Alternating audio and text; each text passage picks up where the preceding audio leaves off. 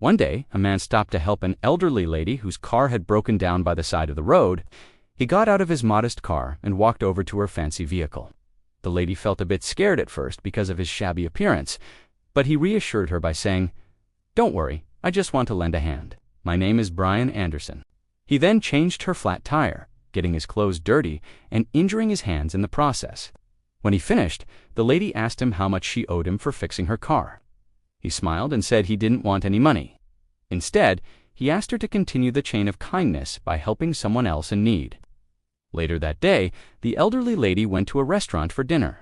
There, she noticed that the waitress who served her was a pregnant woman who looked exhausted and tired, yet still remained very kind and courteous. The lady wondered to herself, how can someone so tired still be so patient and nice to others? Then she remembered the man who had helped her earlier, and what he said about continuing the chain of kindness. So, when she paid her bill, she left a $100 bill.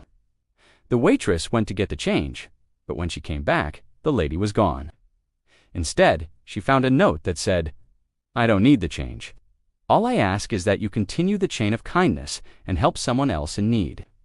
Underneath the note, there were 4 more $100 bills. The waitress was overjoyed and left work early that day to go home and tell her husband what had happened. Her husband was Brian Anderson, the same man who had helped the elderly lady earlier that day. Moral of the story: good deeds never go to waste. Do good without worrying about the reward, because your kindness will always come back to you sooner or later.